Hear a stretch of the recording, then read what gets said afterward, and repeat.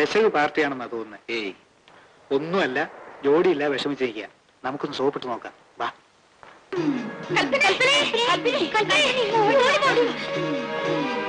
Hello. Hello. ഒറ്റയ്ക്കാണല്ലേ? തേടിയാളിനെ കണ്ടില്ലെങ്കിൽ കണ്ടയാളുടെ കൂടുതൽ കൂടുന്ന ഒരു സ്റ്റൈല്. കമാ.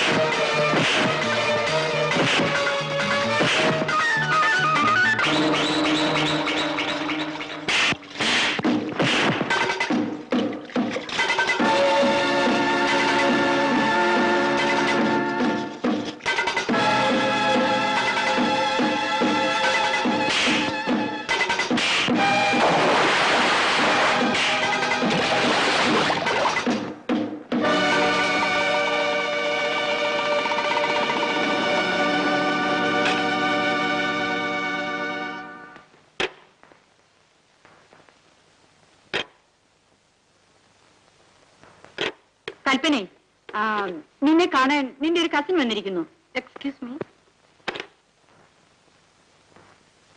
ഇവൾക്ക് ഏതാ ഇപ്പോഴൊരു കസിൻ? പുതിയ ബാറ്ററി വല്ല ആയിരിക്കും. എടി, കൽപ്പനയുടെ റിലേറ്റീവ്സിനൊക്കെ നിങ്ങൾക്ക് അറിയാമോ? എന്തിനാ ഈ പരദൂഷണം പറയുന്നത്?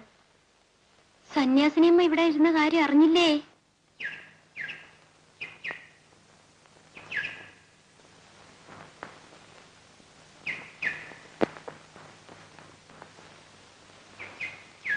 Good evening. Good evening. നമസ്കാരം. നമസ്കാരം. ആരെയാണ് അന്വേഷിക്കുന്നത്? എന്നെ കാണാൻ ആരോ വന്നെന്ന് പറഞ്ഞു. ക്ഷമിക്കണം, വന്നത് ഞാനാണ്. വാട്ട്? എന്നെ ഓർമ്മിക്കുന്നില്ലേ? അന്ന് കടൽക്കരയിൽ വെച്ച് ആ റൗഡികളിൽ നിന്ന് നിങ്ങളെ രക്ഷിച്ചത് ഞാനാണ്. ഓ, ഐ ഡു റിമെമ്പർ. അന്ന് ഒരു നന്ദി വാക്ക് പറയാൻ പോലും കഴിഞ്ഞില്ല. ഇതിലെന്ത് നന്ദി പറയാനിരിക്കുന്നു? As a humanity it is my duty. ഇതാ. ഇതെന്താ? ഈ ട്രാൻസിസ്റ്റർ എനിക്ക് കടൽക്കരി വെച്ച് കിട്ടിയതാ. തിരിച്ചു വരാൻ കൊണ്ടുവന്നതാ. ഇത് എന്റേതല്ലോ. എങ്കിൽ ഏതെങ്കിലും കൂട്ടുകാരുടെ ആയിരിക്കും. കൂട്ടുകാരികളാരും ട്രാൻസിസ്റ്റർ കളഞ്ഞ കാര്യം പറഞ്ഞില്ലല്ലോ. ആ, വാർഡിനെ ഏൽപ്പിച്ചിട്ട് പോയിക്കോളൂ. പിന്നെ ഞാൻ എന്താ? തെറ്റിദ്ധരിക്കരുത്. ഈ റേഡിയോ എന്റെ അച്ഛൻ എനിക്ക് പിറന്നാൾ സമ്മാനമായി തന്നതാണ്. ഇവിടെ വരുന്നതിന് ഒരു കാരണം കാണിക്കാൻ കയ്യിൽ കരുതിയതാണ്. ഇത്ര കഷ്ടപ്പെട്ട് എന്തിനു വന്നു? കാണാൻ. ആരെ? നിങ്ങളെ.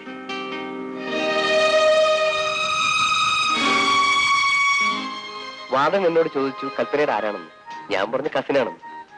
എന്തിനാ അങ്ങനെ പറഞ്ഞത്? ഒന്ന് കാണാൻ എന്തെങ്കിലും ഒരു കള്ളം പറയണ്ടേ? നിങ്ങൾ ആളും എടുക്കനാണല്ലോ. താങ്ക്സ്. പിന്നെ അടുത്ത വിസിറ്റേഴ്സ് ഡേയിലും ഞാൻ വരട്ടെ. എന്തിന്? വെറുതെ കാണാൻ. പരിചയമില്ലാത്ത നമ്മൾ പരിചയപ്പെട്ടല്ലോ. കൂടുതൽ പരിചയപ്പെടാൻ എനിക്ക് ആഗ്രഹമുണ്ട്. വിരോധമുണ്ടോ? എനിക്ക് ഇതാ എന്റെ ഓർമ്മയ്ക്ക് ഇതിരിക്കട്ടെ.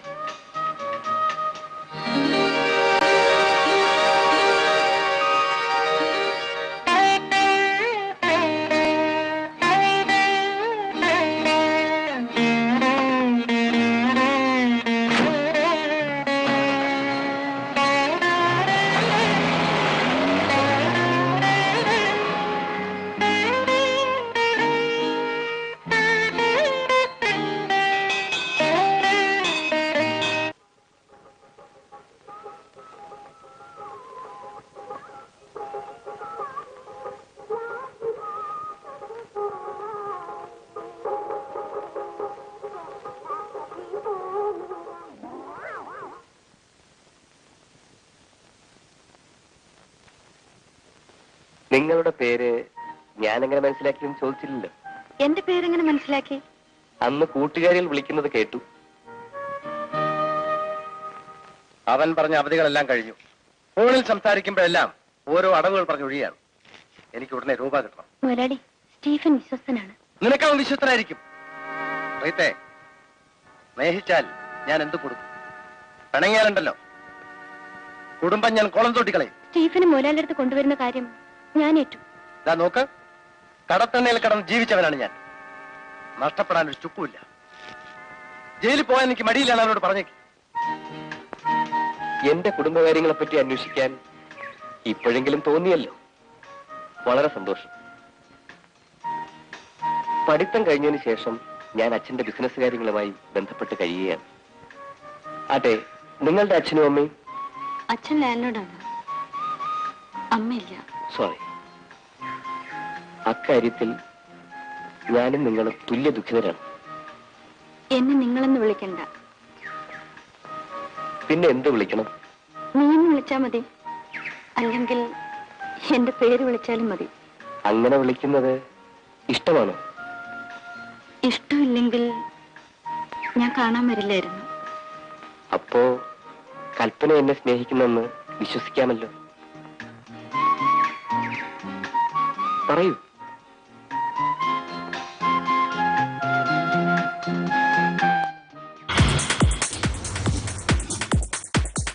What does the hole in polo mean to you? കൽപ്പനെ, ഇന്നെന്താ ഇത്ര നേരത്തെ ബെല്ലടിച്ചത്? എനിക്കും അങ്ങനെ തോന്നി. ഞാൻ വരട്ടെ? അടുത്ത ദിവസം വരില്ലേ? തീർച്ചയായും വരട്ടെ.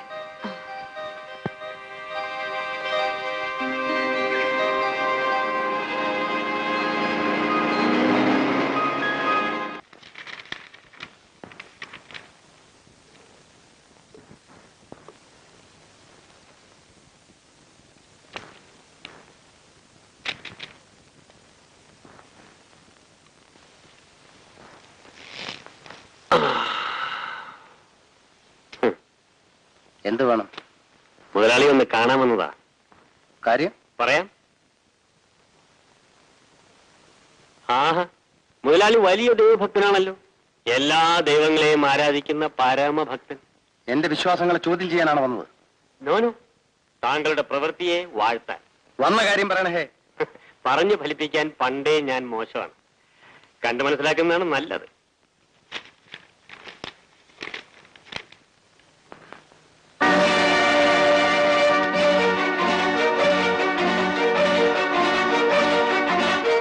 അപ്പോൾ അത് നിങ്ങളായിരുന്നു അല്ലേ?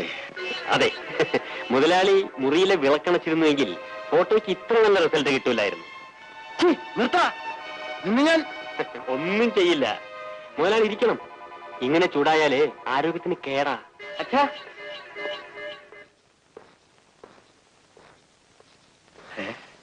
അച്ഛാ, ഒരു ഫ്രണ്ട് ബോംബെന്ന് വരുന്നുണ്ട്. എന്റെ കാറ് വർക്ക്ഷോപ്പിലാ. അച്ഛന്റെ കാറൊന്ന് എടുത്തോട്ടെ? ശരി മോനെ. ഇത് മകനാണല്ലേ? അതെ. ആ, എന്റെ പേര് രവി. ഹലോ. ഞാൻ അച്ഛനുമായി ഒരു ബിസിനസ് കാര്യം സംസാരിക്കാൻ വന്നതാ. ശരി, മോൻ വണ്ടി എടുത്തോണ്ട് പോയിക്കോളൂ. വരട്ടെ?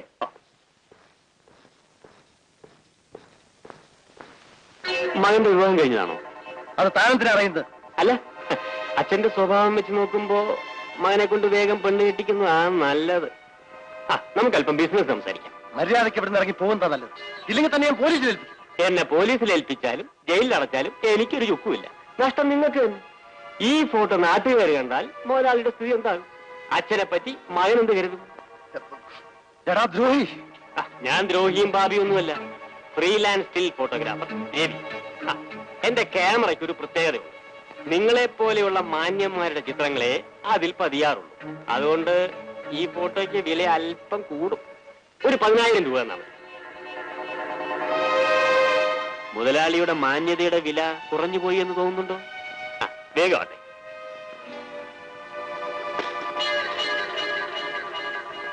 എനിക്ക് ചെക്ക് വേണ്ട, ക്യാഷ് തന്നാ മതി.